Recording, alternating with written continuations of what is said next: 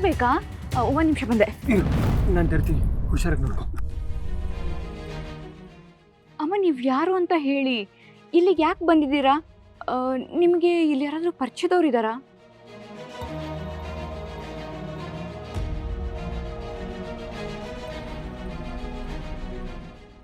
ಅಮ್ಮ ಊಟ ಮಾಡ್ತೀರಾ?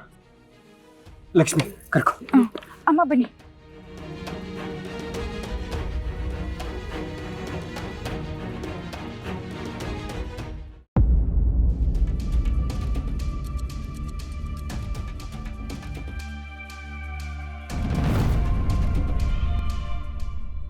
ಅಮ್ಮ ನಿಧಾನ.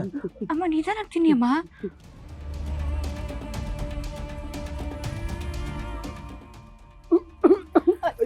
ಅಮ್ಮ ಅಮ್ಮ ನಿಧಾನ. ಅಮ್ಮ ನೀರು ಕುಡೀರಿ, ನೀರು ಕುಡೀರಿ, ನೀರು ಕುಡಿ. ಕೊಡಿ, ನಾನು ತಿನ್ನಿಸ್ತೀನಿ.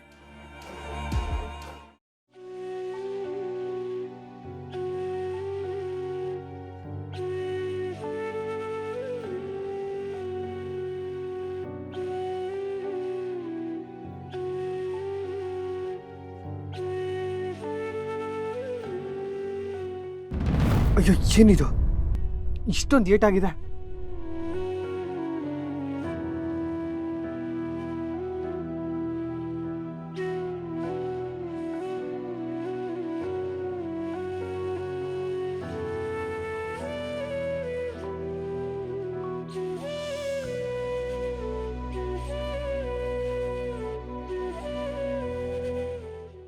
ಅಮ್ಮ ಅಮ್ಮ ಇರಿ, ಭಯ ಪಡಬೇಡಿ, ಏಟಾಗಿದೆ, ಸರಿ ಮಾಡೋಣ.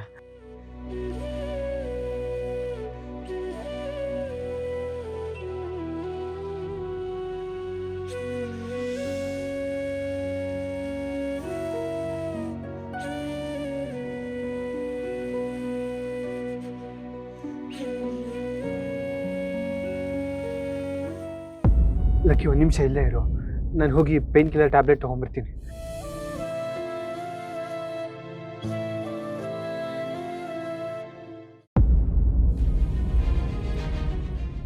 ದೇವಕಿನೂ ನನ್ನ ಹಾಗೆ ಡಿಸ್ಟರ್ಬ್ ಆಗಿದ್ದಾಳ. ಈ JS ಅನ್ನೋ ಹೆಸರಿಟ್ಕೊಂಡು ಯಾರು ಆಟ ಆಡ್ತಾ ಇದ್ದಾರೆ ಗೊತ್ತಾಗ್ತಾ ಇಲ್ವಲ್ಲ. ಒಂದು ವೇಳೆ ನಿಜವಾಗ್ಲೂ ಅವನೇ ವಾಪಸ್ ಬಂದಿದ್ದಾನ? ಅರ್ಥ ಆಗ್ತಾ ಇಲ್ವೇ. ದೇವಕಿ ಹತ್ರ ಇದ್ರ ಬಗ್ಗೆ ಮಾತಾಡಬೇಕು. ಅವಳು ಎಲ್ಲಿ ಹೋಗಿದ್ದಾಳೆ ಅಂತ ಗೊತ್ತಾಗ್ತಾ ಇಲ್ವಲ್ಲ. ದೇವಕಿ ಎಲ್ಲಿ ಹೋಗಿದ್ದಾಳೆ?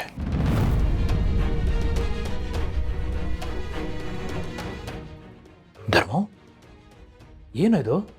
ಒಬ್ಬನೇ ನಿಂತ್ಕೊಂಡು ಯೋಚನೆ ಮಾಡ್ತಿದ್ಯಾ? ಅಲ್ಲಿ ನೋಡಿದ್ರೆ ಟೆನ್ಷನ್ ಮಾಡ್ಕೊಂಡು ಓಡಾಡ್ತಿದ್ದೆ. ಏನು ನೀನು ಹೆಂಗಂತ ಅನ್ಕೊಂಡ್ಬಿಟ್ಟಿದ್ಯಾ? ಲೇ, ಈಗ ತಾನೇ ಆಸ್ಪತ್ರೆಯಿಂದ ಬಂದಿದ್ಯಾ, ಏನಾದರೂ ಬೇಕಾದರೆ ನನಗೆ ಕೇಳೋ. ಅಲ್ಲ, ಅದು ನಮ್ಮ ದೇವಕಿನ ಎಲ್ಲಾದ್ರೂ ನೋಡಿದ್ಯಾ? ಏನಾಯ್ತು ಧರ್ಮ? ಇಲ್ಲ, ದೇವಕಿನ ಹುಡುಕ್ತಿದ್ದೆ, ಎಲ್ಲೂ ಕಾಣಿಸ್ಲಿಲ್ಲ. ಅದಕ್ಕೆ ಧರ್ಮ, ಜೀವದ ಗೆಳೆಯನಿಗೆ ಸುಳ್ಳು ಹೇಳ್ತಿದ್ಯಾ? ಇಲ್ಲ, ಅಂಥದ್ದೇನಿಲ್ಲ. ನಿನ್ನ ಮುಖ ನೋಡಿದ್ರೆ ಗೊತ್ತಾಗುತ್ತೆ ಕಣೋ, ಏನೋ ಸಮಸ್ಯೆ ಇದೆ ಅಂತ.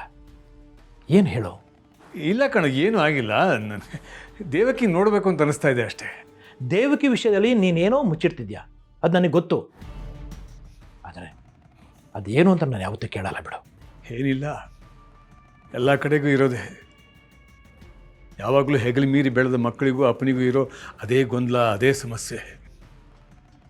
ನನಗೂ ದೇವಕಿಗೂ ಅಷ್ಟೇ, ಬೇರೆ ಏನಿಲ್ಲ. ಏನೂ ಆಗಲ್ಲ ಕಣೋ.